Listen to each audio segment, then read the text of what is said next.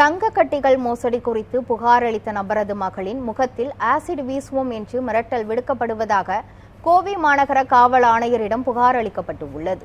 கோவை புதூர் பகுதியில் வசித்து வரும் முகமது அலி ஜின்னா என்பவர் முருகேசன், ரமேஷ், மைதிலி, முனீஸ்வரன், ஜெயபிரகாஷ், ஆதர்ஸ் நாராயணன் உள்ளிட்டோர் மீது தங்க கட்டிகளை வாங்கி மோசடி செய்ததாக காவல் நிலையத்தில் புகார் அளித்ததாக கூறப்படுகிறது.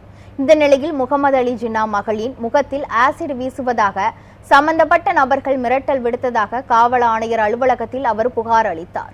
குடும்பத்தாருக்கும் தனக்கு தொடர்ந்து கொலை மிரட்டல் வருவதால் உடனடியாக நடவடிக்கை எடுக்க வேண்டும் என புகார் மனுவில் தெரிவித்துள்ளார்.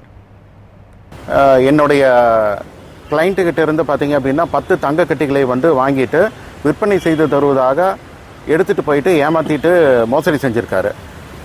அவருக்கு உடந்தையாக ரமேஷ் என்பவர், அவருடைய மனைவி மைதிலி, ஜெயபிரகாஷ், அவருடைய மகன் ஆதர்ஷ் நாராயணன் மற்றும் முருகேசன், இந்த 5 பேரும் கூட்டு செய்தியில் இன்வால்வ் ஆகி என்னோட கிளைண்ட்டுக்கு எதிராக மோசடி செஞ்சுருக்காங்க. இது சம்பந்தமாக நாங்கள் காவல்துறையில் நாங்கள் புகார் கொடுக்குறோம். அது குனியமுத்தூர் காவல் நிலையத்திற்கும் பொள்ளாச்சியில் உள்ள கோட்டூர் காவல் நிலையத்திற்கும் ஃபார்வர்ட் ஆகுது.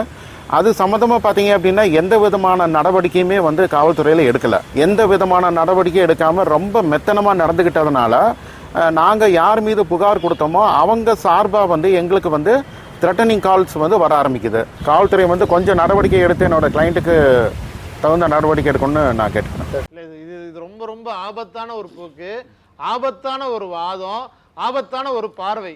இந்திய அரசினுடைய உச்சபட்சமான அதிகாரம், அதாவது எளிய மக்களுடைய நம்பிக்கையா இருக்கக்கூடியது நீதிமன்றங்கள்.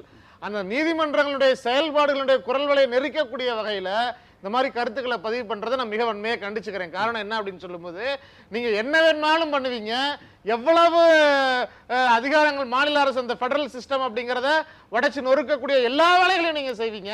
அதை எதிர்த்து கேள்வி கேட்பு ஒரு தீர்ப்பு தான் வந்திருக்குது. அப்படி வந்த உடனேவே உங்களுக்கு இவ்வளவு ஆத்திரம் வருது, நீதித்துறையே தப்பு, இந்த அதிகார துஷ்பிரயோகம் அப்படிங்கிற போறது அப்படிங்கிறது நீதித்துறை மிக சிறப்பாக செயல்பட்டு இருக்கு அப்படிங்கிறதுக்கான அளவு